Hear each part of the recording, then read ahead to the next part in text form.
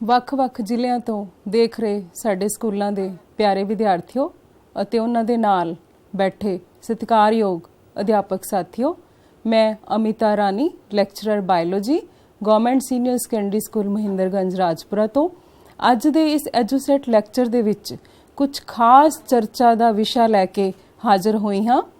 ਤੁਸੀਂ ਸਾਰੇ ਨਿਊਜ਼ਪੇਪਰਸ ਦੇ ਵਿੱਚ, ਨਿਊਜ਼ ਚੈਨਲ ਦੇ ਵਿੱਚ ਅੱਜ ਕੱਲ੍ਹ ਦੇ ਦਿਨਾਂ ਵਿੱਚ ਇਹਦੇ ਬਾਰੇ ਸੁਣਦੇ ਆ ਰਹੇ ਹੋਵੋਗੇ, ਦੇਖਦੇ ਹੋਵੋਗੇ। ਅੱਜ ਦਾ ਸਾਡਾ ਟੌਪਿਕ ਡਾਇਰੈਕਟਲੀ ਸਾਡੇ ਵਾਤਾਵਰਣ ਦੇ ਨਾਲ ਰਿਲੇਟਡ ਹੈ ਔਰ ਇੱਕ ਬਹੁਤ ਹੀ ਅਹਿਮ ਮੁੱਦਾ ਹੈ, ਪਰਾਲੀ ਸਾੜਨ ਦੇ ਮਾੜੇ ਪ੍ਰਭਾਵ। ਪਿਆਰੇ ਵਿਦਿਆਰਥੀਓ, ਇਸ ਤੋਂ ਪਹਿਲਾਂ ਕਿ ਮੈਂ ਤੁਹਾਨੂੰ ਸਮਝਾਵਾਂ ਪਰਾਲੀ ਕੀ ਚੀਜ਼ ਹੈ, ਕਿਉਂ ਸਾੜੀ ਜਾਂਦੀ ਹੈ, ਆਓ ਆਪਾਂ ਥੋੜਾ ਜਿਹਾ ਇਹ ਸਮਝਣ ਦੀ ਕੋਸ਼ਿਸ਼ ਕਰੀਏ ਕਿ ਪਰਾਲੀ ਕਿਵੇਂ ਬਣਦੀ ਹੈ। ਬੇਟੇ, ਤੁਸੀਂ ਛੋਟੀਆਂ ਜਮਾਤਾਂ ਦੇ ਵਿੱਚ ਮੌਸਮ ਦੇ ਹਿਸਾਬ ਨਾਲ ਦੋ ਤਰ੍ਹਾਂ ਦੀਆਂ ਫਸਲਾਂ ਹੁੰਦੀਆਂ ਨੇ, ਜ਼ਰੂਰ ਪੜ੍ਹੀਆਂ ਹੋਣਗੀਆਂ। ਸਾਉਣੀ ਦੀ ਫਸਲ ਜਿਹਨੂੰ ਅਸੀਂ ਖਰੀਫ ਕ੍ਰੌਪਸ ਕਹਿੰਦੇ ਆ, ਜਿਸ ਤਰ੍ਹਾਂ ਪੈਡੀ ਹੋ ਗਈ, ਝੋਨਾ, ਸੋਇਆਬੀਨ, ਪੀ, ਕਾਟਨ, ਹਰੇ ਚਨੇ, ਇਹ ਸਾਰੀਆਂ ਸਾਉਣੀ ਦੀਆਂ ਫਸਲਾਂ ਹੁੰਦੀਆਂ ਨੇ। ਦੂਜੀ ਫਸਲ ਹੁੰਦੀ ਹੈ ਜਿਹੜੀ ਉਹ ਹਾੜੀ ਦੀ ਫਸਲ ਹੈ। ਹਾੜੀ ਦੀਆਂ ਫਸਲਾਂ ਜਿਨ੍ਹਾਂ ਨੂੰ ਅਸੀਂ ਰੱਬੀ ਕ੍ਰੌਪਸ ਕਹਿੰਦੇ ਆ, ਜਿਵੇਂ ਕਣਕ ਹੈ, ਬਾਰਲੇ ਹੈ, ਗ੍ਰਾਮ ਹੈ, ਇਹ ਸਾਰੀਆਂ ਰੱਬੀ ਕ੍ਰੌਪਸ ਨੇ। ਹੁਣ ਜਿਹੜੀਆਂ ਸਾਉਣੀ ਦੀਆਂ ਫਸਲਾਂ ਨੇ ਉਹਨਾਂ ਦੀ ਬਿਜਾਈ ਆਮ ਤੌਰ ਤੇ ਪਹਿਲੀ ਬਾਰਿਸ਼ ਜਦੋਂ ਮੌਨਸੂਨ ਸਟਾਰਟ ਹੁੰਦੀ ਹੈ ਉਦੋਂ ਕਰ ਦਿੱਤੀ ਜਾਂਦੀ ਹੈ। ਸਾਉਣੀ ਦੀਆਂ ਫਸਲਾਂ ਦੀ ਆਪਾਂ ਐਗਜ਼ਾਮਪਲ ਜਿਵੇਂ ਪੜ੍ਹੀ ਹੈ, ਜਵਾਰ ਹੈ, ਮੱਕੀ, ਬਾਜਰਾ, ਚੌਲ। ਇਹਨਾਂ ਫਸਲਾਂ ਦੀ ਕਟਾਈ ਆਮ ਤੌਰ ਤੇ ਸਤੰਬਰ ਦੇ ਲਾਸਟ ਵੀਕ ਜਾਂ ਸੀਜ਼ਨ ਦੇ ਚੇਂਜ ਦੇ ਅਕੋਰਡਿੰਗਲੀ ਅਕਤੂਬਰ ਦੇ ਲਾਸਟ ਵੀਕ ਤੇ ਇਹਨਾਂ ਦੀ ਕਟਾਈ ਸ਼ੁਰੂ ਕਰ ਦਿੱਤੀ ਜਾਂਦੀ ਹੈ। ਔਰ ਜਿਹੜੀਆਂ ਹਾੜੀ ਦੀਆਂ ਫਸਲਾਂ ਨੇ, ਰੱਬੀ ਕ੍ਰੌਪਸ ਨੇ, ਕਣਕ ਹੈ, ਆਲੂ ਹੈ, ਸਰਦੀਆਂ ਦੀਆਂ ਜਿਹੜੀਆਂ ਸਬਜ਼ੀਆਂ ਨੇ, ਇਹ ਆਮ ਤੌਰ ਤੇ ਅਕਤੂਬਰ ਐਂਡ ਜਾਂ ਨਵੰਬਰ ਦੇ ਪਹਿਲੇ ਹਫਤੇ ਦੇ ਵਿੱਚ ਬੀਜ ਦਿੱਤੀਆਂ ਜਾਂਦੀਆਂ ਹਨ। ਜਦੋਂ ਅਸੀਂ ਸਾਉਣੀ ਦੀਆਂ ਫਸਲਾਂ ਦੀ ਕਟਾਈ ਕਰ ਦਿੰਦੇ ਹਾਂ, ਖੇਤ ਸਾਡੇ ਅਗਲੀ ਫਸਲ ਲਈ ਤਿਆਰ ਹੁੰਦੇ ਹਨ। ਹੁਣ ਜਿਵੇਂ ਅੱਜ ਕੱਲ੍ਹ ਅਕਤੂਬਰ ਐਂਡ ਚੱਲ ਰਿਹਾ, ਨਵੰਬਰ ਦੇ ਵਿੱਚ ਅਸੀਂ ਕਣਕ ਬੀਜਣੀ ਹੈ, ਸਾਡਾ ਝੋਨਾ ਹੈ ਜਿਹੜਾ ਉਹ ਤਿਆਰ ਖੜਾ ਹੈ ਖੇਤਾਂ ਦੇ ਵਿੱਚ, ਉਹਦਾ ਹਾਰਵੈਸਟ ਟਾਈਮ ਆ ਚੁੱਕਿਆ ਹੈ। ਹੁਣ ਜਿਹੜੀ ਖਾਸ ਆਪਾਂ ਇਸ ਲੈਕਚਰ ਦੇ ਵਿੱਚ ਝੋਨੇ ਦੀ ਪਰਾਲੀ ਦੀ ਗੱਲ ਕਰਾਂਗੇ, ਮੇਨਲੀ ਪੈਡੀ ਜਿਹੜੀ ਕ੍ਰੌਪ ਹੈ ਉਹਦੇ ਬਾਰੇ ਗੱਲ ਕਰਾਂਗੇ। ਹੁਣ ਜਿਹੜਾ ਝੋਨਾ ਸਾਡਾ ਤਿਆਰ ਖੜਾ ਹੈ ਖੇਤਾਂ ਦੇ ਵਿੱਚ, ਉਹਦੀ ਮੈਨੂਅਲ ਜਿਹੜੀ ਹੈਗੀ ਹੈ ਹਾਰਵੈਸਟਿੰਗ ਵੀ ਹੋ ਸਕਦੀ ਹੈ। ਜਿਵੇਂ ਤੁਸੀਂ ਚਿੱਤਰ ਦੇ ਵਿੱਚ ਦੇਖ ਰਹੇ ਹੋ ਕਿ ਹੱਥਾਂ ਦੇ ਨਾਲ ਝੋਨੇ ਦੀ ਜਿਹੜੀ ਹੈਗੀ ਹਾਰਵੈਸਟਿੰਗ ਕੀਤੀ ਜਾ ਰਹੀ ਹੈ, ਫਿਰ ਇਹਦੀ ਛੰਟਾਈ ਕੀਤੀ ਜਾ ਰਹੀ ਹੈ, ਉਹਦੇ ਵਿੱਚੋਂ ਦਾਣੇ ਕੱਢੇ ਜਾ ਰਹੇ ਨੇ। ਪਰ ਇੱਥੇ ਪ੍ਰੋਬਲਮ ਇਹ ਆਉਂਦੀ ਹੈ ਬੇਟੇ, ਸਾਡੀ ਜਨਸੰਖਿਆ ਹੈ ਬਹੁਤ ਵੱਧ ਚੁੱਕੀ ਹੈ ਔਰ ਅਗਰ ਅਸੀਂ ਆਧੁਨਿਕ ਤਕਨੀਕਾਂ ਦਾ ਇਸਤੇਮਾਲ ਨਹੀਂ ਕਰਦੇ ਤਾਂ ਜਿਹੜੀ ਸਾਡੀ ਅਰਬਾਂ ਦੀ ਪਾਪੂਲੇਸ਼ਨ ਹੈਗੀ ਹੈ ਉਹਨੂੰ ਅਸੀਂ ਸਮੇਂ ਸਿਰ ਖੁਰਾਕ ਨਹੀਂ ਪਹੁੰਚਾ ਸਕਾਂਗੇ, ਸਮੇਂ ਸਿਰ ਫਸਲ ਹੈ ਜਿਹੜੀ ਉਹ ਨਹੀਂ ਪਹੁੰਚ ਸਕੇਗੀ।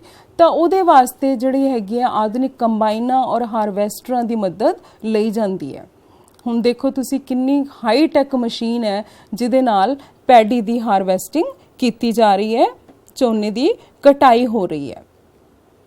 ਇਹ ਵੀ ਦੇਖੋ ਤੁਸੀਂ ਕਿੰਨੀ ਫਾਸਟ ਤਰੀਕੇ ਨਾਲ ਮੈਨੂਅਲ ਅਗਰ ਕੀਤੀ ਜਾਂਦੀ ਹੈ ਕਟਾਈ ਤਾਂ ਉਹ ਬਹੁਤ ਟਾਈਮ ਕੰਜ਼ਿਊਮਿੰਗ ਪ੍ਰੋਸੈਸ ਹੈ। ਕਿਸਾਨਾਂ ਵਾਸਤੇ ਲੇਬਰ ਬਹੁਤ ਚਾਹੀਦੀ ਹੈ। ਕਿਸਾਨ ਵੀਰਾਂ ਕੋਲ ਇੰਨਾ ਟਾਈਮ ਨਹੀਂ ਹੈ ਕਿਉਂਕਿ ਅਗਲੀ ਫਸਲ ਬੀਜਣ ਦੇ ਵਿੱਚ ਉਹਨਾਂ ਕੋਲ ਬਹੁਤ 15 ਜਾਂ 20 ਦਿਨ ਹੁੰਦੇ ਨੇ ਮੁਸ਼ਕਿਲ ਨਾਲ ਕਿ ਜਦੋਂ ਉਹਨਾਂ ਨੇ ਅਗਲੀ ਕਣਕ ਦੀ ਬਿਜਾਈ ਕਰਨੀ ਹੈ। ਤਾਂ ਇਹ ਬਹੁਤ ਇੰਪਰੂਵਡ ਟੈਕਨੋਲੋਜੀਕਲ ਮਸ਼ੀਨਾਂ ਨੇ ਜਿਹੜੀਆਂ ਬੜੇ ਅੱਛੇ ਤਰੀਕੇ ਦੇ ਨਾਲ ਝੋਨੇ ਦੀ ਕਟਾਈ ਕਰਦੀਆਂ ਨੇ। ਹੁਣ ਆਪਾਂ ਝੋਨੇ ਦੀ ਗੱਲ ਕਰ ਰਹੇ ਹਾਂ ਤੇ ਇਹਦੀਆਂ ਜਿਹੜੀਆਂ ਰੂਟਸ ਨੇ ਇਹ ਫਾਈਬਰਸ ਰੂਟਸ ਨੇ, ਰੇਸ਼ੇਦਾਰ ਜੜ ਪ੍ਰਣਾਲੀ ਬਣਾਉਂਦੇ ਨੇ। ਜੇ ਅਸੀਂ ਹੱਥਾਂ ਨਾਲ ਪੁੱਟਦੇ ਹਾਂ ਤਾਂ ਜਿਹੜੀ ਪਰਾਲੀ ਹੈ, ਜਿਹੜੀ ਨਾੜ ਹੈ ਦੀ, ਉਹ ਥੋੜੀ ਘੱਟ ਹੁੰਦੀ ਹੈ। ਲੇਕਿਨ ਅਗਰ ਅਸੀਂ ਇਹਨੂੰ ਜਿਹੜੀ ਮਸ਼ੀਨਾਂ ਦੇ ਨਾਲ ਕੱਟਦੇ ਹਾਂ ਤਾਂ ਇਹਦੇ ਪੌਦਿਆਂ ਦੇ ਜਿਹੜੇ ਕੱਟੇ ਹੋਏ ਸਟਾਕਸ ਰਹਿ ਜਾਂਦੇ ਨੇ, ਜਿਹੜੇ ਚਾਵਲ ਜਿਹੜੇ ਨੇ ਉੱਪਰੋਂ ਸਾਫ਼ ਕਰ ਲਏ, ਥੱਲੇ ਉਹਨਾਂ ਦੀਆਂ ਡੰਡੀਆਂ, ਉਹਨਾਂ ਦੀਆਂ ਰੂਟਸ ਨੇ ਉਹ ਖੜੀਆਂ ਰਹਿ ਜਾਂਦੀਆਂ ਜਦੋਂ ਖੇਤ ਦੇ ਵਿੱਚ, ਉਸ ਨੂੰ ਅਸੀਂ ਕਹਿੰਦੇ ਆ ਪਰਾਲੀ। ਇਹ ਹੁਣ ਤੁਸੀਂ ਦੇਖ ਰਹੇ ਹੋ ਕਟਾਈ ਹੋ ਚੁੱਕੀ ਹੈ, ਝੋਨੇ ਦੇ ਜਿਹੜੇ ਸਟਾਕਸ ਨੇ, ਜਿਹੜੀਆਂ ਡੰਡੀਆਂ ਨੇ ਔਰ ਥੱਲੇ ਜਿਹੜੀ ਫਾਈਬਰਸ ਰੂਟਸ ਨੇ ਸਿਰਫ ਖੇਤ ਦੇ ਵਿੱਚ ਉਹ ਖੜੀਆਂ ਨੇ, ਜਿਹਨੂੰ ਅਸੀਂ ਨਾੜ ਕਹਿੰਦੇ ਆ, ਪਰਾਲੀ ਕਹਿੰਦੇ ਆ। ਪਰਾਲੀ ਤੂੜੀ ਦੀ ਵੀ ਹੁੰਦੀ ਹੈ ਲੇਕਿਨ ਉਹ ਝੋਨੇ ਦੀ ਪਰਾਲੀ ਨਾਲੋਂ ਥੋੜੀ ਜੀ ਅਲੱਗ ਹੁੰਦੀ ਹੈ। ਉਹ ਆਪਾਂ ਅੱਗੇ ਜਾ ਕੇ ਡਿਸਕਸ ਕਰਾਂਗੇ ਕਿ ਝੋਨੇ ਦੀ ਪਰਾਲੀ ਔਰ ਤੂੜੀ ਦੀ ਪਰਾਲੀ ਦੇ ਵਿੱਚ ਕੀ ਡਿਫਰੈਂਸ ਹੈ। ਸੋ ਬੇਟੇ ਇਹਦੇ ਵਿੱਚ ਤੁਸੀਂ ਦੇਖ ਲਿਆ ਕਿ ਝੋਨੇ ਦੀ ਕਟਾਈ ਹੋ ਚੁੱਕੀ ਹੈ, ਹੁਣ ਵਾਢੀ ਤੋਂ ਬਾਅਦ ਚੌਲਾਂ ਦੀ ਵੱਡੀ ਮਾਤਰਾ ਵਿੱਚ ਪਰਾਲੀ ਛੱਡਣ ਦਾ ਇੱਕ ਕਾਰਨ, ਜਿਹੜੀ ਐਨੀ ਆਪਾਂ ਲਾਸਟ ਸਲਾਈਡ ਦੇ ਵਿੱਚ ਦੇਖਿਆ ਕਿ ਪਰਾਲੀ ਬਹੁਤ ਪਈ ਹੈ ਖੇਤਾਂ ਦੇ ਵਿੱਚ, ਇਹਦਾ ਇੱਕ ਕਾਰਨ ਇਹ ਹੈ ਖੇਤੀਬਾੜੀ ਦਾ ਵਧਿਆ ਹੋਇਆ ਆਧੁਨਿਕਰਨ ਅਤੇ ਮਸ਼ੀਨੀਕਰਨ।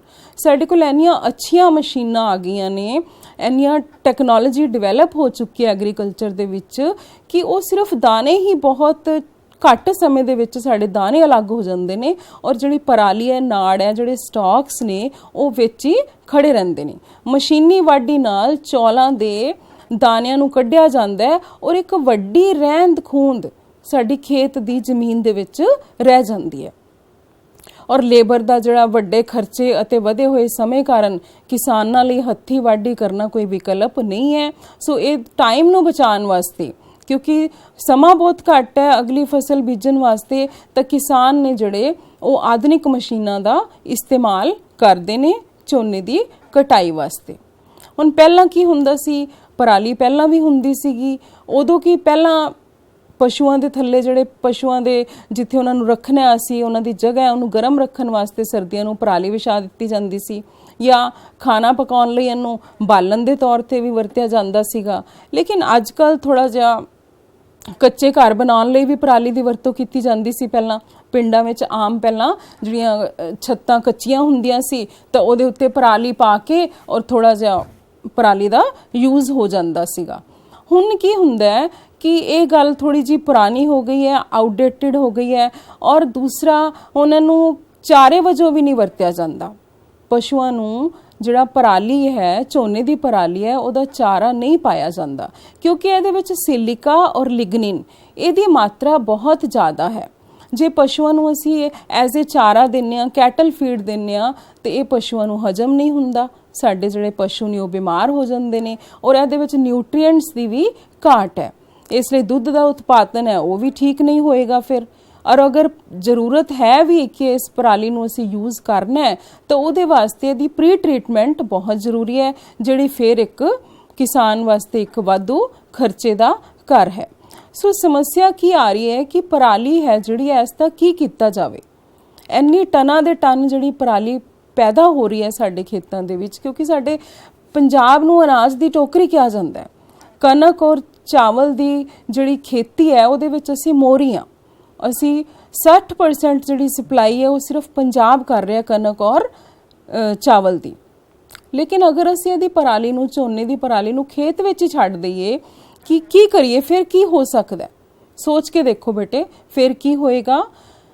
ਫਿਰ ਕੀ ਹੋਏਗਾ? ਇਹ ਪਰਾਲੀ ਦੇ ਨਾਲ ਜਿਹੜੇ ਸਾਡੇ ਕਿਸਾਨ ਵੀਰ ਨੇ ਉਹਨਾਂ ਨੂੰ ਇਹ ਸਮੱਸਿਆ ਆ ਰਹੀ ਹੈ ਕਿ ਖੇਤਾਂ ਦੇ ਵਿੱਚ ਜਿਹੜੀ ਮਿੱਟੀ ਹੈ ਉਹਦੇ ਵਿੱਚ ਦੀਮਕ ਪੈਦਾ ਹੋ ਜਾਂਦੀ ਹੈ, ਉਹਦੇ ਵਿੱਚ ਕੀੜੇ ਪੈਦਾ ਹੋ ਜਾਂਦੇ ਨੇ। ਜਿਹੜੀ ਅਗਲੀ ਫਸਲ ਅਸੀਂ ਬੀਜਣੀ ਹੈ, ਕਣਕ ਬੀਜਣੀ ਹੈ ਜਿਹੜੀ ਅਸੀਂ, ਉਹ ਖਤਮ ਹੋ ਜਾਏਗੀ, ਉਹਨੂੰ ਨੁਕਸਾਨ ਹੋਏਗਾ। ਇਹ ਵੀ ਇੱਕ ਸਮੱਸਿਆ ਕਿ ਅਸੀਂ ਜਿਹੜੀ ਪਰਾਲੀ ਪਈ ਹੈ, ਹੁਣ ਝੋਨੇ ਦੀ ਵਢਾਈ ਹੋ ਚੁੱਕੀ ਹੈ, ਉਸ ਤੋਂ ਬਾਅਦ ਪਰਾਲੀ ਨੂੰ ਖੇਤਾਂ ਵਿੱਚ ਨਹੀਂ ਛੱਡ ਸਕਦੇ।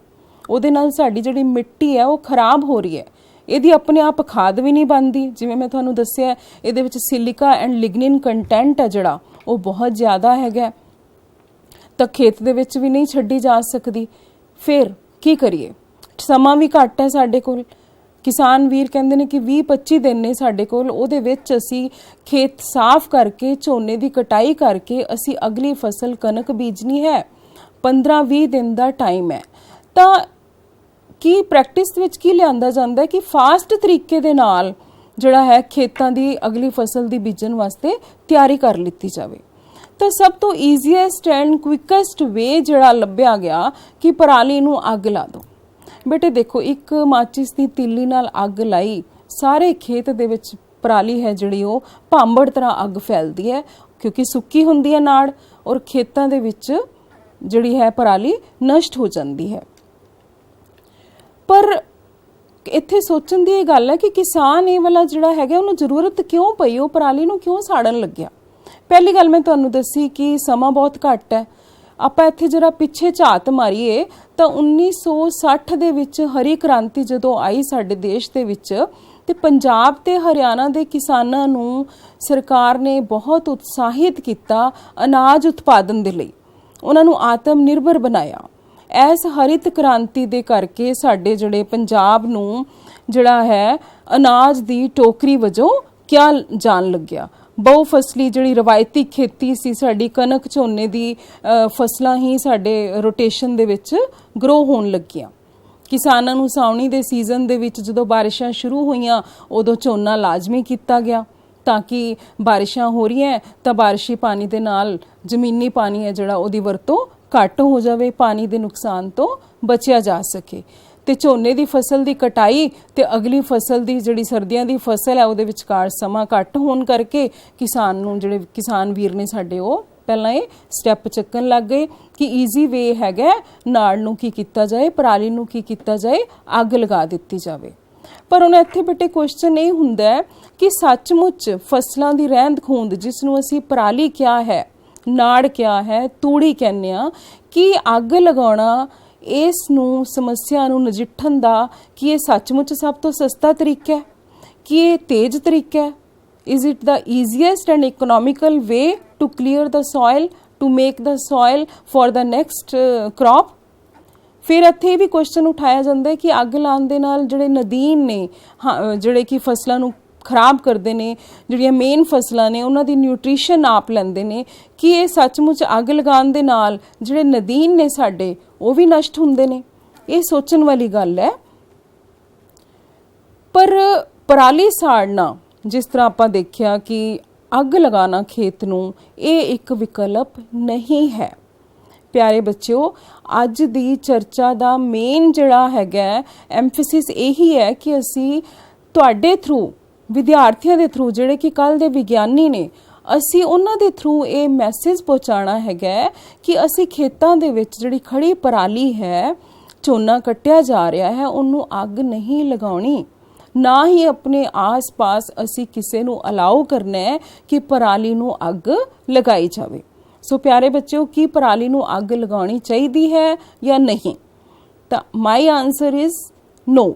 ਕਿਉਂ? ਆਪਾਂ ਅੱਗੇ ਡਿਟੇਲ ਦੇ ਵਿੱਚ ਦੇਖਾਂਗੇ ਕਿ ਪਰਾਲੀ ਨੂੰ ਅੱਗ ਲਗਾਉਣ ਦੇ ਨਾਲ ਕਿਹੜੇ-ਕਿਹੜੇ ਹਾਰਮਫੁਲ ਇਫੈਕਟਸ ਨੇ ਜਿਹੜੇ ਸਾਡੇ ਇਨਵਾਇਰਨਮੈਂਟ ਦੇ ਉੱਤੇ ਹੋ ਰਹੇ ਨੇ। ਇਹ ਦੇਖੋ ਬੇਟੇ, ਕਿੰਨੇ ਸਾਰੇ ਹਾਰਮਫੁਲ ਇਫੈਕਟਸ ਨੇ ਜਿਹੜੇ ਪਰਾਲੀ ਸਾੜਨ ਦੇ ਨਾਲ ਸਾਡੇ ਵਾਤਾਵਰਣ ਦੇ ਉੱਤੇ ਖਤਰੇ ਦੇ ਤਰ੍ਹਾਂ ਮੰਡਰਾ ਰਹੇ ਨੇ। ਦੇਖੋ ਇੱਥੇ ਕੁਐਸਚਨ ਕਈ ਇਹ ਵੀ ਪੁੱਟ ਕਰ ਦਿੰਦੇ ਨੇ ਕਿ ਕਿਆ ਜਿਹੜੇ ਇਹ ਖਤਰੇ ਨੇ ਜਿਹੜੇ ਮੈਂ ਹੁਣੇ ਤੁਹਾਨੂੰ ਬੋਲ ਕੇ ਦੱਸਾਂਗੀ ਕਿ ਸਿਰਫ ਪਰਾਲੀ ਕਰਕੇ ਨੇ? ਨਹੀਂ, ਪਰਾਲੀ ਕਰਕੇ ਨਹੀਂ ਹੈਗੇ। ਇਹ ਕਲੈਕਟਿਵ ਜਿਹੜੇ ਮੈਲ ਪ੍ਰੈਕਟਿਸਿਸ ਨੇ ਜਿਹੜੀਆਂ ਸਾਡੇ ਵਾਤਾਵਰਣ ਦੇ ਉੱਪਰ ਨੁਕਸਾਨ ਪਾ ਰਹੀਆਂ ਨੇ। ਸਾਡੇ ਵਾਤਾਵਰਣ ਨੂੰ ਜਿਹੜਾ ਕਿ ਸਾਡੇ ਜਿਉਂਦੇ ਰਹਿਣ ਲਈ ਜ਼ਰੂਰੀ ਹੈ, ਸਿਰਫ ਇਸ ਧਰਤੀ ਦੇ ਉੱਤੇ ਹੀ ਉਹ ਵਾਤਾਵਰਣ ਹੈ। ਅਸੀਂ ਚੰਦਰਮਾ ਤੱਕ ਅੱਜ ਚਲੇ ਗਏ ਹਾਂ, ਅਸੀਂ ਮੰਗਲ ਗ੍ਰਹਿ ਦੇ ਉੱਤੇ ਜਾਣ ਦੀ ਤਿਆਰੀ ਕਰ ਰਹੇ ਹਾਂ, ਪਰ ਉਹ ਵਾਤਾਵਰਣ ਅਸੀਂ ਉੱਥੇ ਲੱਭਣਾ ਚਾਹ ਰਹੇ ਹਾਂ ਜਿਹੜਾ ਸਾਡਾ ਇਸ ਧਰਤੀ ਦੇ ਉੱਤੇ ਹੈ, ਜਿਨੇ ਸਾਨੂੰ ਜਿਹੜਾ ਹੈ ਜਿਉਂਦੇ ਰਹਿਣ ਦੀ ਸ਼ਕਤੀ ਦਿੱਤੀ ਹੋਈ ਹੈ। ਔਰ ਉਹ ਵਾਤਾਵਰਣ ਖਰਾਬ ਹੋ ਰਿਹਾ ਸਾਡਾ। ਸਾਨੂੰ ਚੰਦ ਤੇ ਉਹ ਵਾਤਾਵਰਣ ਨਹੀਂ ਮਿਲਣਾ, ਸਾਨੂੰ ਮੰਗਲ ਤੇ ਉਹ ਵਾਤਾਵਰਣ ਨਹੀਂ ਮਿਲਣਾ। ਅਗਰ ਅਸੀਂ ਬਚਾ ਕੇ ਰੱਖਣਾ ਹੈ ਤਾਂ ਇਹ ਯੂਨੀਕ ਪਲੈਨਟ ਧਰਤੀ ਜਿਸ ਦੇ ਉੱਤੇ ਅਸੀਂ ਰਹਿੰਦੇ ਹਾਂ ਉਸ ਨੂੰ ਬਚਾ ਕੇ ਰੱਖਣਾ ਪਏਗਾ। ਔਰ ਉਹਦਾ ਵਾਤਾਵਰਣ ਜਿਹੜਾ ਹੈ ਕਿਹੜੇ-ਕਿਹੜੇ ਪੱਖੋਂ ਖਰਾਬ ਹੋ ਰਿਹਾ ਬੇਟੇ? ਗਲੋਬਲ ਵਾਰਮਿੰਗ ਹੋ ਰਹੀ ਹੈ। ਆਪਾਂ ਗੱਲ ਕਰ ਰਹੇ ਸੀ ਕਿ ਸਿਰਫ ਪਰਾਲੀ ਹੀ ਇਹਦਾ ਇੱਕ ਰੀਜ਼ਨ ਨਹੀਂ ਹੈ, ਹੋਰ ਵੀ ਬੜੇ ਰੀਜ਼ਨ ਨੇ, ਪਰ ਇਹ 2-3 ਮਹੀਨਿਆਂ ਦੇ ਵਿੱਚ ਇਹਦਾ ਇੰਪੈਕਟ ਹੈ ਜਿਹੜਾ ਉਹ ਇੰਟੈਂਸ ਹੋ ਜਾਂਦਾ ਹੈ। ਕਿਉਂ?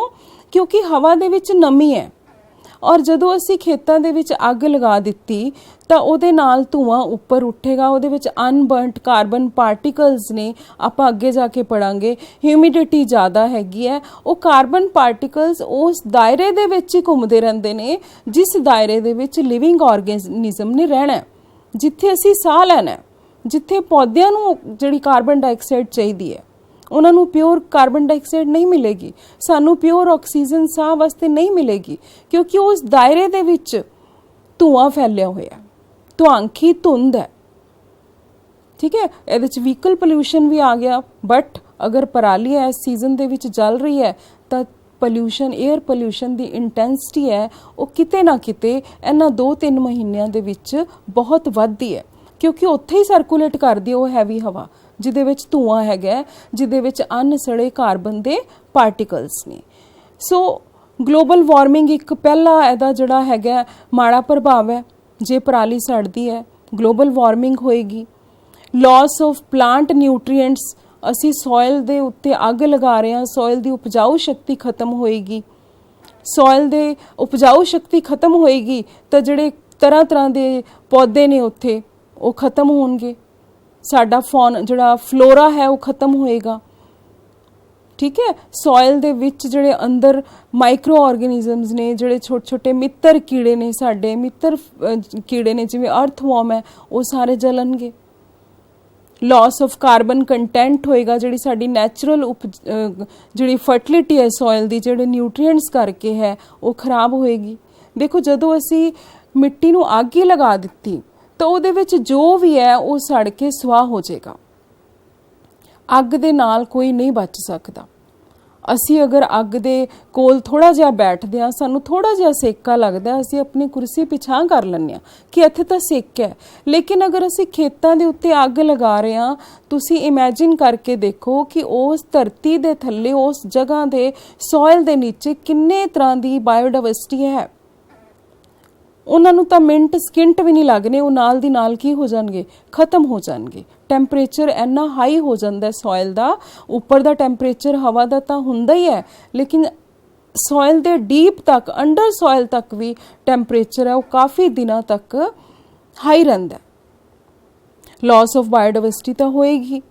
ਇਸ ਤੋਂ ਇਲਾਵਾ ਬਾਲਣ ਦੇ ਨਾਲ ਜਿਹੜੀਆਂ ਹਾਨੀਕਾਰਕ ਗੈਸਾਂ ਨੇ, ਜਿਨ੍ਹਾਂ ਕਰਕੇ ਗਲੋਬਲ ਵਾਰਮਿੰਗ ਹੋ ਰਹੀ ਹੈ, ਗ੍ਰੀਨ ਹਾਊਸ ਗੈਸਿਸ ਨੇ, ਉਹ ਪੈਦਾ ਹੋ ਰਹੀਆਂ ਨੇ। ਆਪਾਂ ਅੱਗੇ ਚੱਲ ਕੇ ਦੇਖਾਂਗੇ ਕਿ ਕਿਹੜੀਆਂ-ਕਿਹੜੀਆਂ ਗ੍ਰੀਨ ਹਾਊਸ ਗੈਸਿਸ ਨੇ ਉਹ ਬਲਨ ਨਾਲ ਪੈਦਾ ਹੁੰਦੀਆਂ। ਅਨਬਰਨਡ ਪਾਰਟੀਕਲਸ ਨੇ ਜਿਹੜੇ ਰਹਿ ਜਾਂਦੇ ਨੇ, ਉਹ ਪੂਰੀ ਤਰ੍ਹਾਂ ਬਲਦੇ ਵੀ ਨਹੀਂ, ਉਹ ਹਵਾ ਦੇ ਵਿੱਚ ਲਟਕੇ ਰਹਿੰਦੇ ਨੇ, ਸਸਪੈਂਡਡ ਪਾਰਟੀਕਲਸ, ਜਿਹਦੇ ਨਾਲ ਕੀ ਬਣਦੀ ਹੈ, ਸਮੌਗ ਬਣ ਜਾਂਦੀ ਹੈ। ਉਹ ਵੀ ਇੱਕ ਬਹੁਤ ਵੱਡਾ ਹੈਲਥ ਹੈਜ਼ਰਡ ਹੈ ਲਿਵਿੰਗ ਆਰਗੇਨਿਜ਼ਮਸ ਵਾਸਤੇ। ਠੀਕ ਹੈ, ਈਵਨ ਨਾਟ ਫॉर ਹਿਊਮਨਸ, ਬਲਕਿ ਇਸ ਪਲੈਨਟ ਦੇ ਉੱਤੇ ਉਸ ਏਰੀਆ ਦੇ ਵਿੱਚ ਜਿੰਨੇ ਵੀ ਲਿਵਿੰਗ ਆਰਗੇਨਿਜ਼ਮਸ ਨੇ, ਚਾਹੇ ਉਹ ਐਨੀਮਲਸ ਨੇ, ਚਾਹੇ ਉਹ ਬਰਡਸ ਨੇ, ਸਾਰਿਆਂ ਦੇ ਉੱਤੇ ਉਸ ਸਮੌਗ ਦਾ ਬਹੁਤ ਹੀ ਮਾੜਾ ਪ੍ਰਭਾਵ ਪੈਂਦਾ ਹੈ। ਤਾਂ ਆਪਾਂ ਇੱਕ ਇੱਕ ਕਰਕੇ ਡਿਸਕਸ ਕਰਦੇ ਹਾਂ ਕਿ ਇਹ ਜਿਹੜੇ ਇਲ ਇਫੈਕਟਸ ਨੇ, ਪਰਾਲੀ ਦੇ ਸਾੜਨ ਦੇ ਮਾੜੇ ਪ੍ਰਭਾਵ ਨੇ, ਇਹ ਕਿਸ ਤਰੀਕੇ ਦੇ ਨਾਲ ਹੋ ਰਹੇ ਨੇ ਔਰ ਕਿੰਨੇ ਵੱਧ ਰਹੇ ਨੇ। ਦੇਖੋ ਬੇਟੇ, ਜਦੋਂ ਅਸੀਂ ਪਰਾਲੀ ਬਾਲੀ, ਧੂਆਂ ਨਿਕਲ ਰਿਹਾ ਹੈ, ਧੂਆਂ ਸਾਨੂੰ ਨਹੀਂ ਦੱਸ ਰਿਹਾ ਕਿ ਇਹਦੇ ਇਹ ਨੁਕਸਾਨ ਨੇ, ਇਹ ਉੱਭਰ ਕੇ ਸਾਹਮਣੇ ਆ ਰਹੇ ਨੇ। ਠੀਕ ਹੈ, ਸਾਨੂੰ ਪਤਾ ਕਿ ਸਾਡੀ ਬਾਡੀ ਦੇ ਉੱਤੇ ਚੇਂਜਿਸ ਆ ਰਹੀਆਂ ਨੇ। ਅਸੀਂ ਡਾਕਟਰ ਕੋਲ ਜਾ ਰਹੇ ਹਾਂ ਕਿ ਸਾਨੂੰ ਇਸ ਸੀਜ਼ਨ ਦੇ ਵਿੱਚ ਇਹ ਪ੍ਰੋਬਲਮ ਹੋ ਰਹੀ ਹੈ, ਸਾਨੂੰ ਐਲਰਜੀ ਹੋ ਰਹੀ ਹੈ, ਸਾਨੂੰ ਖਾਂਸੀ ਹੋ ਰਹੀ ਹੈ, ਸਾਨੂੰ ਦਮਾ ਹੋ ਰਿਹਾ ਹੈ। ਠੀਕ ਹੈ, ਬਟ ਉਹਦਾ ਰੀਜ਼ਨ ਕੀ ਹੈ? Intense air pollution. ਕਿਵੇਂ ਹੁੰਦਾ ਦੇਖੋ ਬੇਟੇ, ਇਹ ਤੁਸੀਂ ਦੇਖ ਰਹੇ ਹੋ ਸਮੌਗ ਫੈਲੀ ਹੋਈ ਹੈ। ਸਮੌਗ ਕਿਵੇਂ ਬਣਦੀ ਹੈ? ਦੇਖੋ, ਸਰਦੀਆਂ ਦੇ ਵਿੱਚ ਇੱਕ ਤਾਂ ਧੁੰਦ ਪੈਂਦੀ ਹੈ, ਟੈਂਪਰੇਚਰ ਡਾਊਨ ਹੁੰਦਾ ਹੈ, ਵਾਟਰ ਵੇਪਰਸ ਹੁੰਦੇ ਨੇ, ਉਹਦੇ ਵਿੱਚ ਅਗਰ ਸਮੋਕ ਪੈਦਾ ਹੋ ਰਹੀ ਹੈ ਚਾਰੋਂ ਪਾਸੇ। ਹੁਣ ਤੁਸੀਂ ਕਹੋਗੇ ਕਿ ਸੜਕਾਂ ਦੇ ਆਸੇ-ਪਾਸੇ ਤਾਂ ਕੋਈ ਪਰਾਲੀ ਨਹੀਂ ਜਲ ਰਹੀ, ਠੀਕ ਹੈ, ਕੋਈ ਧੂਆਂ ਨਹੀਂ ਹੈਗਾ, ਫਿਰ ਇੱਥੇ ਕਿਵੇਂ ਸਮੌਗ ਆ ਗਈ? ਬੇਟੇ, ਇਹੀ ਆਪਾਂ ਸਮਝਣਾ ਹੈ ਕਿ ਅਗਰ ਕਿਤੇ ਪਿੰਡ ਦੇ ਵਿੱਚ, ਕਿਤੇ ਖੇਤ ਦੇ ਵਿੱਚ ਪਰਾਲੀ ਬਲ ਰਹੀ ਹੈ ਤਾਂ ਉਹਦਾ ਇਫੈਕਟ ਲੋਕਲਾਈਜ਼ਡ ਨਹੀਂ ਹੈ, ਉਹ ਉਸ ਦਾਇਰੇ ਤੋਂ ਬਾਹਰ ਨਿਕਲ ਕੇ ਸਾਰਿਆਂ ਨੂੰ ਇਫੈਕਟ ਕਰੇਗਾ। ਇਹ ਧੁੰਦ ਨਹੀਂ ਹੈਗੀ, ਇਹ ਸਮੌਗ ਹੈ। ਸਮੋਕ ਪਲੱਸ ਫੌਗ, ਜਿਹੜਾ ਕਿ 에ਅਰ ਪੋਲਿਊਸ਼ਨ ਦਾ ਸਭ ਤੋਂ ਵਰਸਟ ਸਿਨੈਰੀਓ ਹੁੰਦਾ ਸਮੌਗ। ਤੁਸੀਂ ਦੇਖ ਰਹੇ ਹੋ, ਇਹ ਦਿਨ ਦਾ ਸਮਾਂ, ਫੋਟੋ ਲਈ ਗਈ ਹੈ, ਆਵਾਜਾਈ ਚੱਲ ਰਹੀ ਹੈ ਔਰ ਦਿਨ ਦੇ ਸਮੇਂ ਇਸ ਤਰ੍ਹਾਂ ਲੱਗ ਰਿਹਾ ਕਿ ਜਿਵੇਂ ਸ਼ਾਮ ਦੇ 6 ਜਾਂ 7 ਵਜੇ ਪਏ ਨੇ। ਰੀਜ਼ਨ ਸਮੌਗ ਹੈ। ਠੀਕ ਹੈ, ਵਹੀਕਲਸ ਦੀਆਂ ਲਾਈਟਾਂ ਜਿਹੜੀਆਂ ਜਲਾਉਣ ਦੀ ਜ਼ਰੂਰਤ ਪਈ ਹੈ। ਤਾਂ ਇਹ ਕਿੰਨਾ ਬੈਡ ਇਫੈਕਟ ਹੋ ਰਿਹਾ ਸਾਡੇ ਇਨਵਾਇਰਮੈਂਟ ਦੇ ਉੱਪਰ। ਹੁਣ ਫਸਲਾਂ ਦੀ ਰਹਿੰਦ ਖੂੰਹਦ ਨੂੰ ਸਾੜਨ ਦੀ ਮਿਆਦ ਦੇ ਦੌਰਾਨ ਸਾਹ ਦੇ ਜ਼ਿਆਦਾਤਰ ਲੱਛਣਾਂ ਦੇ ਵਿੱਚ 2 ਤੋਂ 3 ਗੁਣਾ ਵਾਧਾ ਨੋਟ ਕੀਤਾ ਗਿਆ। ਡਾਕਟਰਸ ਦੇ ਕੋਲ ਅਗਰ ਆਪਾਂ ਜਾਈਏ, ਕਲੀਨਿਕਸ ਦੇ ਕੋਲ ਜਾਈਏ, ਇਸ ਸੀਜ਼ਨ ਦੇ ਵਿੱਚ ਅਕਤੂਬਰ ਨਵੰਬਰ ਦੇ ਵਿੱਚ ਅਸਥਮੇ ਦੀਆਂ ਪ੍ਰੋਬਲਮਸ ਬੜੀਆਂ ਆ ਰਹੀਆਂ ਲੋਕਾਂ ਨੂੰ। ਸਾਹ ਚੜ੍ਹਦਾ, ਪੌੜੀਆਂ ਚੜ੍ਹ ਲੀਆਂ, ਸਾਹ ਤੁਰ ਲਏ, ਸਾਹ ਚੜ੍ਹ ਗਿਆ। ਔਰ ਇਹ ਕੋਈ ਏਜਡ ਪੀਪਲ ਨੂੰ ਇਹ ਪ੍ਰੋਬਲਮ ਨਹੀਂ ਆ ਰਹੀ ਹੈ, ਇਹ ਸਾਡੇ ਵਿਗਿਆਨੀ ਦੱਸ ਰਹੇ ਨੇ, ਸਾਡੇ ਡਾਕਟਰ ਦੱਸ ਰਹੇ ਨੇ ਕਿ 10 ਸਾਲ ਤੋਂ ਲੈ ਕੇ 60 ਸਾਲ ਦੇ ਬੱਚੇ ਸਾਡੇ ਕੋਲ ਸਾਹ ਦੀਆਂ ਪ੍ਰੋਬਲਮਸ ਲੈ ਕੇ ਇਹਨਾਂ ਦਿਨਾਂ ਵਿੱਚ ਆ ਰਹੇ ਨੇ। ਤੁਸੀਂ ਫੋਟੋ 'ਚ ਦੇਖ ਰਹੇ ਹੋ, ਛੋਟੇ ਜਿਹੇ ਬੱਚੇ ਦੀ ਫੋਟੋ ਹੈ ਔਰ ਉਸ ਨੂੰ ਸਾਹ ਦੀ ਬੜੀ ਪ੍ਰੋਬਲਮ ਹੋ ਰਹੀ ਹੈ। ਠੀਕ ਹੈ, ਉਹ ਕਹਿ ਰਿਹਾ ਕਿ ਮੈਂ ਤਾਂ ਮਤਲਬ ਸ਼ਹਿਰੀ ਖੇਤਰ ਵਿੱਚ ਰਹਿਣਾ, ਮੈਂ ਤਾਂ ਖੁੱਲੇ ਵਿੱਚ ਰਹਿਣਾ, ਉੱਥੇ ਕੋਈ ਆਸ-ਪਾਸ ਤਾਂ ਕੋਈ ਇਸ ਤਰ੍ਹਾਂ ਦਾ ਪੋਲਿਊਸ਼ਨ ਨਹੀਂ ਹੈ। ਬਟ ਪੋਲਿਊਸ਼ਨ ਸਾਨੂੰ ਦਿਖਾਈ ਨਹੀਂ ਦੇ ਰਿਹਾ, ਉਹ ਸਾਡੇ ਤੇ ਇਫੈਕਟ ਕਰ ਰਿਹਾ। ਸਵੇਰੇ ਸ਼ਾਮ ਉਹਨੂੰ ਖਾਂਸੀ ਆ ਰਹੀ ਹੈ, ਰਾਤ ਨੂੰ ਜ਼ਬਰਦਸਤ ਖਾਂਸੀ ਆ ਰਹੀ ਹੈ। ਇਹਦਾ ਰੀਜ਼ਨ ਕੀ ਹੈ ਕਿ ਹਵਾ ਦੇ ਵਿੱਚ ਪੋਲਿਊਸ਼ਨ ਹੈ ਜਿਹੜਾ ਸਾਡੇ ਫੇਫੜਿਆਂ ਨੂੰ ਇਫੈਕਟ ਕਰ ਰਿਹਾ। ਅਗਰ ਸਾਨੂੰ ਪਿਓਰ 에ਅਰ ਹੀ ਨਹੀਂ ਮਿਲੇਗੀ, ਆਕਸੀਜਨ ਸਾਡੇ ਜਿੰਦਾ ਰਹਿਣ ਵਾਸਤੇ ਇੱਕ ਜ਼ਰੂਰੀ ਗੈਸ ਹੈ, ਅਗਰ ਉਹੀ ਸਾਡੇ ਫੇਫੜਿਆਂ ਵਿੱਚ ਨਹੀਂ ਜਾ ਰਹੀ ਹੈ ਤਾਂ ਸਾਡੇ ਸਰੀਰ ਦੇ ਬਾਕੀ ਆਰਗਨਸ ਕਿਵੇਂ ਕੰਮ ਕਰਨਗੇ। ਇਮੇਜਿਨ ਕਰਕੇ ਦੇਖੋ ਕਿ ਅਗਰ 10 ਸੈਕਿੰਡ ਵਾਸਤੇ ਸਾਨੂੰ ਆਕਸੀਜਨ ਨਹੀਂ ਮਿਲਦੀ, ਸਾਨੂੰ ਸਾਹ ਚੜਦਾ ਹੈ, ਸਾਨੂੰ ਬੇਹੋਸ਼ੀ ਦੀ ਹਾਲਤ ਹੋ ਜਾਂਦੀ ਹੈ। ਸੋ ਰੀਜ਼ਨ ਪੋਲਿਊਸ਼ਨ ਸਾਡੇ ਜਿਹੜਾ ਹੈਗਾ ਵਾਤਾਵਰਣ ਦੇ ਵਿੱਚ ਬਹੁਤ ਜ਼ਿਆਦਾ ਫੈਲ ਰਿਹਾ। ਚਮੜੀ ਦੇ ਉੱਤੇ ਕਈ ਤਰ੍ਹਾਂ ਦੀ ਐਲਰਜੀ ਦੇਖਣ ਨੂੰ ਮਿਲੇਗੀ। ਮੈਂ ਪਹਿਲਾਂ ਹੀ ਜਿਵੇਂ ਤੁਹਾਨੂੰ ਦੱਸਿਆ ਕਿ ਅੱਗ ਦਾ ਸੇਕਾ ਇੰਨਾ ਜ਼ਿਆਦਾ, ਟੈਂਪਰੇਚਰ ਇੰਨਾ ਹਾਈ ਹੋ ਜਾਂਦਾ ਹੈ ਕਿ ਦੇਖੋ ਆਪਣੇ ਆਪ ਹੀ ਚਮੜੀ ਤਾਂ ਜਲ ਰਹੀ ਹੈ, ਨੱਕ ਦੇ ਵਿੱਚ ਪਾਣੀ ਆ ਰਿਹਾ, ਅੱਖਾਂ ਦੇ ਵਿੱਚ ਖੁਜਲੀ ਹੋ ਰਹੀ ਹੈ, ਟੈਂਪਰੇਚਰ ਹਾਈ ਹੋ ਰਿਹਾ। ਸਕਿਨ ਸਾਡੀ ਸੈਂਸਿਟਿਵ ਹੈ, ਉਹਨਾਂ ਟੈਂਪਰੇਚਰ ਟੋਲਰੇਟ ਨਹੀਂ ਕਰ ਸਕਦੀ। ਤਾਂ ਹੁਣ ਦੇਖੋ, ਅਗਰ ਅਸੀਂ ਸਕੂਲ ਦੇ ਵਿੱਚ ਬੈਠੇ ਹਾਂ, ਕਿਤੇ ਕੰਮ ਕਰ ਰਹੇ ਹਾਂ, ਸਾਡੀਆਂ ਅੱਖਾਂ ਦੇ ਵਿੱਚ ਖਾਰਿਸ਼ ਹੋ ਰਹੀ ਹੈ, ਠੀਕ ਹੈ, ਅੱਖਾਂ 'ਚੋਂ ਪਾਣੀ ਆ ਰਿਹਾ ਹੈ, ਤਾਂ ਉਹ ਕਿੰਨਾ ਬੈਡ ਇਫੈਕਟ ਹੁੰਦਾ ਹੈ। ਦੇਖੋ ਰੈਸ਼ਿਸ ਪਏ ਨੇ, ਅੱਖਾਂ ਲਾਲ ਹੋਈਆਂ ਪਈਆਂ। ਤਾਂ ਇਹ ਫੇਫੜਿਆਂ ਦਾ ਜਿਹੜਾ ਸਾਡਾ ਕੈਪੈਸਿਟੀ ਹੈ ਕੰਮ ਕਰਨ ਦੀ, ਉਹ ਡਾਊਨ ਜਾ ਰਹੀ ਹੈ। ਔਰ ਇਸ ਸੀਜ਼ਨ ਦੇ ਵਿੱਚ ਡਾਕਟਰਸ ਕਹਿ ਰਹੇ ਨੇ ਕਿ ਬਹੁਤ ਜ਼ਿਆਦਾ ਲੰਗਸ ਦੀਆਂ ਪ੍ਰੋਬਲਮਸ ਨੇ ਜਿਹੜੀਆਂ ਉਹ ਹੋ ਰਹੀਆਂ due to suspended particulate matter, unburned particles. ਦੇਖੋ ਇਹ ਕਿਸਾਨ ਵੀਰ ਕਿੰਨਾ ਆਪਣੇ ਜਿਹੜਾ ਹੈਗਾ ਜਾਨ ਨੂੰ ਜੋਖਿਮ 'ਚ ਲਗਾ ਕੇ ਪਰਾਲੀ ਬਾਲ ਰਿਹਾ। ਔਰ ਉਹਦੇ ਨਾਲ ਤੁਸੀਂ ਦੇਖੋ, ਭਾਵੇਂ ਉਹਨੇ ਨੱਕ ਢੱਕਿਆ ਹੋਇਆ, ਉਹਨੇ ਅੱਖਾਂ ਢੱਕੀਆਂ ਹੋਈਆਂ, ਲੇਕਿਨ ਉਹਦੀਆਂ ਲੰਗਸ ਤੇ ਕਿੰਨਾ ਮਾੜਾ ਅਸਰ ਪਏਗਾ। ਔਰ ਸਾਡੇ ਸਾਇੰਟਿਸਟ ਇਹ ਦੱਸ ਰਹੇ ਨੇ ਕਿ ਔਸਤਨ ਜਿਹੜੀ ਉਮਰ ਹੈ ਉਹ 5 ਤੋਂ 7 ਸਾਲ ਘਟ ਚੁੱਕੀ ਹੈ ਮਨੁੱਖ ਦੀ, ਡਿਊ ਟੂ 에ਅਰ ਪੋਲਿਊਸ਼ਨ। ਔਰ ਮੈਨੂੰ ਤਾਂ ਇਹ ਲੱਗਦਾ ਹੈ ਕਿ ਬਾਕੀ ਸਪੀਸ਼ੀਜ਼ ਜਿਹੜੀਆਂ ਕਈ ਐਕਸਟਿੰਕਟ ਹੋ ਗਈਆਂ, ਆਉਣ ਵਾਲੇ ਟਾਈਮ ਦੇ ਵਿੱਚ ਕਿਤੇ ਮਨੁੱਖ ਵੀ ਆਪਣੇ ਆਪ ਨੂੰ ਐਕਸਟਿੰਕਸ਼ਨ ਦੀ ਕੈਟਾਗਰੀ 'ਚ ਨਾ ਲੈ ਆਵੇ। ਤੁਸੀਂ ਦੇਖੋ, ਆਪਾਂ ਗੱਲ ਕਰ ਰਹੇ ਹਾਂ, ਐਕਸੀਡੈਂਟਸ ਹੁੰਦੇ ਨੇ, ਸਮੌਗ ਫੈਲੀ ਹੋਈ ਹੈ। ਇਹ ਵਾਲੇ ਜਿਹੜੀਆਂ ਨਿਊਜ਼ ਪੇਪਰਸ 'ਚ ਅਸੀਂ ਪੜ੍ਹਦੇ ਹਾਂ, ਜਾ ਰਹੇ ਹੁੰਦੇ ਹਾਂ ਅਸੀਂ ਕਿਤੇ, ਤਾਂ ਇਹ ਵਾਲੇ ਜਿਹੜੇ ਸੀਨ ਨੇ ਇਹਨਾਂ ਦਿਨਾਂ ਦੇ ਵਿੱਚ ਸਾਨੂੰ ਸੜਕਾਂ ਦੇ ਉੱਤੇ ਦੇਖਣ ਨੂੰ ਮਿਲਦੇ ਨੇ। ਬਹੁਤ ਦਿਲ ਦੁਖਦਾ ਇਹ ਚੀਜ਼ਾਂ ਦੇਖ ਕੇ। ਠੀਕ ਹੈ, ਅਸੀਂ ਤਾਂ ਡਾਕਟਰ ਕੋਲ ਗਏ, ਅਸੀਂ ਦਵਾਈ ਲੈ ਲਈ, ਲੇਕਿਨ ਇਹ ਜਿਹੜੇ ਬੇਜ਼ੁਬਾਨ ਪੰਛੀ ਨੇ, ਇਹ ਉੱਡ ਰਹੇ ਨੇ ਆਕਾਸ਼ ਵਿੱਚ, ਇਹ ਆਪਣਾ ਨੱਕ ਵੀ ਨਹੀਂ ਬੰਦ ਕਰ ਸਕਦੇ, ਅੱਖਾਂ ਵੀ ਨਹੀਂ ਬੰਦ ਕਰ ਸਕਦੇ। ਤੁਸੀਂ ਦੇਖ ਰਹੇ ਹੋ, ਹੁਣ ਸਾਡੇ ਵੀਰ ਨੇ ਤਾਂ ਨੱਕ ਬੰਦ ਕੀਤਾ ਹੋਇਆ, ਆਸ-ਪਾਸ ਧੂੰਆਂ ਹੈ ਕਿ ਮੈਨੂੰ ਧੂੰਏ ਤੋਂ ਥੋੜਾ ਜਿਹਾ ਪ੍ਰਕੋਪ ਤੋਂ ਮੈਂ ਬਚ ਸਕਾਂ, ਲੇਕਿਨ ਬੇਜ਼ੁਬਾਨ ਜਾਨਵਰ ਕਿਹੜੇ ਡਾਕਟਰ ਕੋਲ ਜਾਏਗਾ। ਸੋ ਸਾਡਾ ਇਕੁਅਲ, ਇਹਨਾਂ ਦਾ ਵੀ ਰਾਈਟ ਹੈ ਇਸ ਧਰਤੀ ਦੇ ਉੱਤੇ ਰਹਿਣ ਦਾ, ਇਹਨਾਂ ਨੂੰ ਵੀ ਓਨੀ ਹੀ ਜਿਹੜੀ 에ਅਰ ਪਿਓਰ ਚਾਹੀਦੀ ਹੈ ਜਿਉਂਦੇ ਰਹਿਣ ਲਈ। ਦੂਸਰਾ, ਗਲੇਸ਼ੀਅਰਸ ਸਾਡੇ ਪਿਘਲ ਰਹੇ ਨੇ, ਧਰਤੀ ਦੇ ਉੱਤੇ ਪਾਣੀ ਦੀ ਜਿਹੜੀ ਮਾਤਰਾ 70% ਤੱਕ ਗਈ ਹੈ। ਜਦੋਂ ਗਰਮੀ ਦੇ ਨਾਲ ਗਲੇਸ਼ੀਅਰਸ ਪਿਘਲ ਰਹੇ ਨੇ ਤੇ ਹੋਰ ਹੋ ਰਹੀ ਹੈ, ਪਾਣੀ ਦਾ ਲੈਵਲ ਵੱਧ ਰਿਹਾ। ਸਾਡੀਆਂ ਮੋਨੂਮੈਂਟਸ ਨੇ ਜਿਹੜੀਆਂ ਧਰੋਹਰ ਨੇ ਸਾਡੇ ਦੇਸ਼ ਦੀਆਂ, ਉਹਨਾਂ ਦੇ ਉੱਤੇ ਫਰਕ ਪੈ ਰਿਹਾ।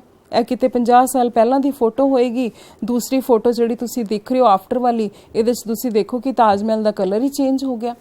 ਹਾਲਾਂਕਿ ਬਹੁਤ ਕਾਬੂ 'ਚ ਪਾ ਲਿਆ ਗਿਆ, ਹੁਣ ਪੋਲਿਊਸ਼ਨ ਬਹੁਤ ਕੰਟਰੋਲ ਵਿੱਚ ਹੈ, ਪਰ ਜਿਹੜਾ ਨੁਕਸਾਨ ਹੋ ਚੁੱਕਿਆ ਹੈ ਉਸ ਦੀ ਭਰਪਾਈ ਅਸੀਂ ਨਹੀਂ ਕਰ ਪਾਵਾਂਗੇ। ਮਿੱਟੀ ਦੇ ਪੌਸ਼ਟਿਕ ਤੱਤਾਂ ਦਾ ਨੁਕਸਾਨ ਹੋ ਰਿਹਾ।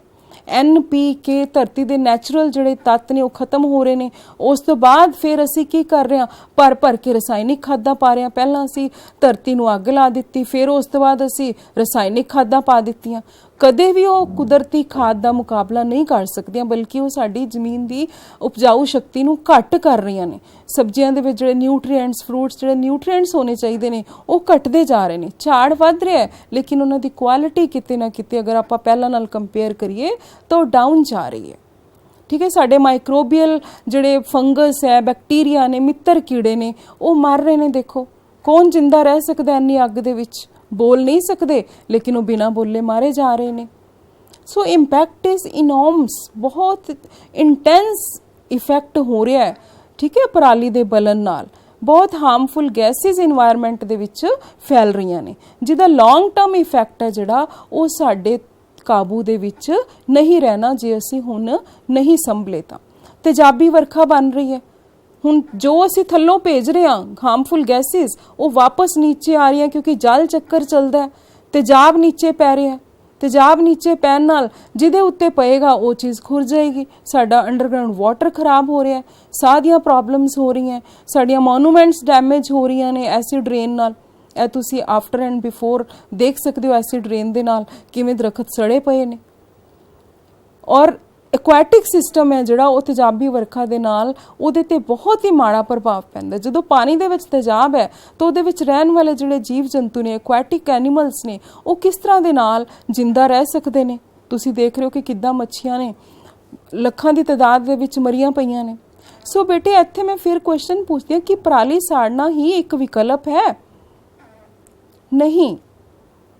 ਸਾਡੇ ਐਗਰੀਕਲਚਰ ਯੂਨੀਵਰਸਿਟੀ PAU ਨੇ ਬਹੁਤ ਵਧੀਆ ਮਸ਼ੀਨਾਂ ਨੇ ਜਿਹੜੀਆਂ ਉਹ ਇਜਾਦ ਕੀਤੀਆਂ ਨੇ, ਰਿਕਮੈਂਡ ਕੀਤੀਆਂ ਨੇ ਸਾਡੇ ਕਿਸਾਨ ਵੀਰਾਂ ਵਾਸਤੇ ਕਿ ਅਗਰ ਅਸੀਂ ਇਹਨਾਂ ਮਸ਼ੀਨਾਂ ਦੀ ਵਰਤੋਂ ਕਰਦੇ ਹਾਂ ਔਰ ਸਾਡੇ 80% ਵਰਤੋਂ ਹੋ ਵੀ ਰਹੀ ਹੈ ਤਾਂ ਇਹ ਮਸ਼ੀਨਾਂ ਦੇ ਨਾਲ ਜਿਹੜੀ ਪਰਾਲੀ ਨੂੰ ਸਾੜਨ ਦੀ ਸਮੱਸਿਆ ਹੈ ਉਹ ਕਾਫੀ ਹੱਦ ਤੱਕ ਖਤਮ ਹੋ ਗਈ ਹੈ।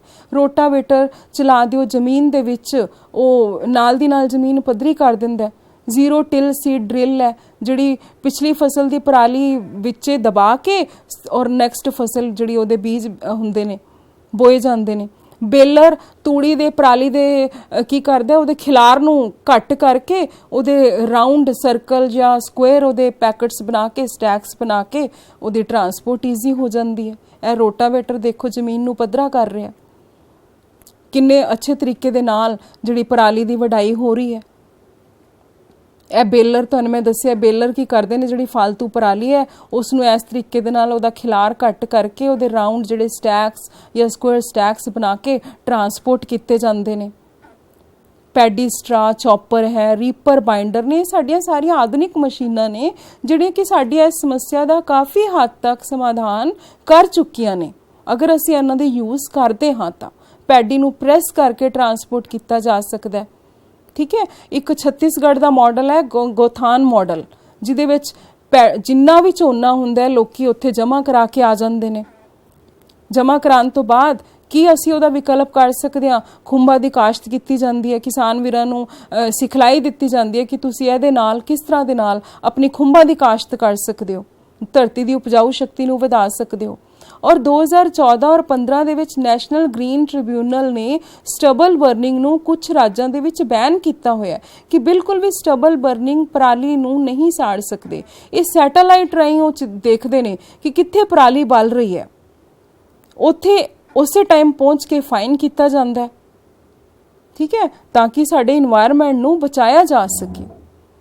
ਇਸ ਤੋਂ ਇਲਾਵਾ ਫਸਲਾਂ ਦੀ ਪਰਾਲੀ ਹੈ ਜਿਹੜੀ ਉਸ ਨੂੰ ਪਸ਼ੂ ਫੀਡ ਉਹਦੀ ਪ੍ਰੀ ਟ੍ਰੀਟਮੈਂਟ ਕਰਕੇ ਉਸ ਦੀ ਖਾਦ ਬਣਾਈ ਜਾ ਸਕਦੀ ਹੈ। ਗੱਤਾ ਫੈਕਟਰੀ ਦੇ ਵਿੱਚ ਇਹਦਾ ਯੂਜ਼ ਹੋ ਸਕਦਾ ਹੈ। ਪਾਵਰ ਪਲਾਂਟ ਦੇ ਵਿੱਚ ਕੋਲੇ ਨੂੰ ਬਦਲਣ ਦੀ ਥਾਂ ਜ਼ਰੂਰਤ ਹੈ, ਕੋਲੇ ਨੂੰ ਬਲਣ ਨੂੰ ਲੱਖਾਂ ਸਾਲ ਲੱਗ ਜਾਂਦੇ ਨੇ ਬੇਟੇ।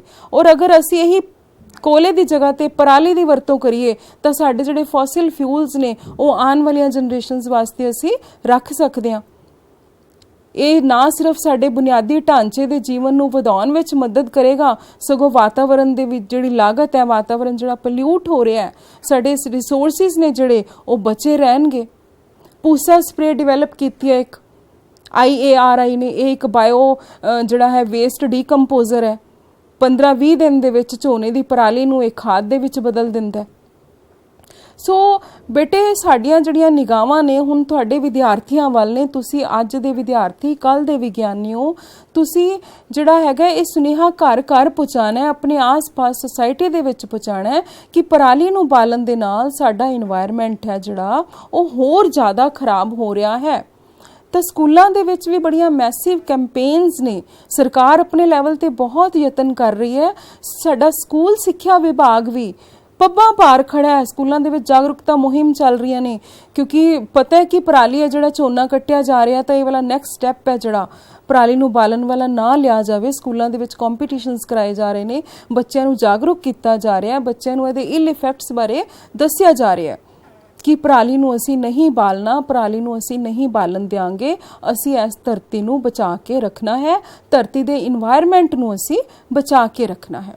ਸੋ ਦੇਖੋ 12th ਕਲਾਸ ਦੇ ਵਿੱਚ ਤਾਂ ਈਵਨ ਪਰਾਲੀ ਦੀ ਸਮੱਸਿਆ ਔਰ ਪ੍ਰਬੰਧਨ ਦਾ ਇੱਕ ਪੂਰਾ ਟੌਪਿਕ ਵੀ ਸਾਡੇ ਸਕੂਲ ਸਿੱਖਿਆ ਵਿਭਾਗ ਵੱਲੋਂ ਐਡ ਕੀਤਾ ਗਿਆ ਹੈ, ਤਾਂ ਕਿ ਬੱਚੇ ਸਿਰਫ ਇਸ ਲੈਕਚਰ ਤੋਂ ਬਾਅਦ ਤੁਸੀਂ ਆਪਣੀ 12th ਦੀ ਬੁੱਕ EVS ਦੀ ਬੁੱਕ ਦਾ ਲਾਸਟ ਚੈਪਟਰ ਦੇਖਿਓ, ਉਹਦੇ ਵਿੱਚ ਪਰਾਲੀ ਦੀ ਸਮੱਸਿਆ ਤੇ ਪ੍ਰਬੰਧਨ ਬਹੁਤ ਹੀ ਅੱਛੇ ਤਰੀਕੇ ਦੇ ਨਾਲ ਟੌਪਿਕ ਐਡ ਕੀਤਾ ਗਿਆ ਹੈ ਕਿ ਅਸੀਂ ਪਰਾਲੀ ਦੀ ਸਮੱਸਿਆ ਜਿਹੜੀ ਹੈ ਉਸ ਦੇ ਨਾਲ ਕਿਵੇਂ ਨਜਿੱਠਣਾ ਹੈ, ਕਿ ਸਾਡੇ ਕਿਸਾਨ ਵੀਰਾਂ ਨੂੰ ਵੀ ਪ੍ਰੋਬਲਮ ਨਾ ਆਵੇ, ਸਾਡਾ ਵਾਤਾਵਰਨ ਵੀ ਹੈ ਜਿਹੜਾ ਉਹ ਦੂਸ਼ਿਤ ਨਾ ਹੋਵੇ, ਸਾਡੀਆਂ ਫਸਲਾਂ ਵੀ ਖਰਾਬ ਨਾ ਹੋਣ।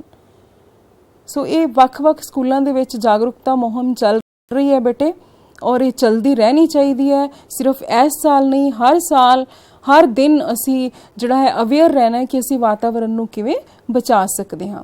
ਸੋ ਬੇਟੇ ਹੁਣ ਚੋਇਸ ਇਜ਼ ਯੋਰਸ, ਚੁਣਾਵ ਤੁਹਾਡਾ ਹੈ। 2 ਫੋਟੋ ਤੁਹਾਡੇ ਸਾਹਮਣੇ ਨੇ, ਕਿਹੜੀਆਂ ਅੱਛੀਆਂ ਲੱਗ ਰਹੀਆਂ ਤੁਹਾਨੂੰ ਔਰ ਕਿਉਂ ਅੱਛੀ ਲੱਗ ਰਹੀ ਹੈ, ਇਹ ਤੁਸੀਂ ਸੋਚਣਾ ਹੈ, ਅਸੀਂ ਸੋਚਣਾ ਹੈ, ਸਾਡੀ ਸੁਸਾਇਟੀ ਨੇ ਸੋਚਣਾ ਹੈ ਕਿ ਅਸੀਂ ਆਪਣੇ ਵਾਤਾਵਰਨ ਨੂੰ ਕਿਸ ਤਰੀਕੇ ਦੇ ਨਾਲ ਬਚਾ ਸਕਦੇ ਹਾਂ। ਸੋ ਆਓ ਆਪਾਂ ਇੱਕ ਇਸ ਮੁਹਿੰਮ ਦਾ ਹਿੱਸਾ ਬਣੀਏ, ਪ੍ਰੈਕਟੀਕਲੀ ਜਿਹੜਾ ਹੈ ਪਰਾਲੀ ਨੂੰ ਨਾ ਬਾਲੀਏ, ਡੋਂਟ ਬਰਨ ਸਟਬਲ, ਆਉਣ ਵਾਲਾ ਭਵਿੱਖ ਬਚਾਈਏ, ਪ੍ਰਦੂਸ਼ਣ ਮੁਕਤ ਦੇਸ਼ ਬਣਾਈਏ। Thank you.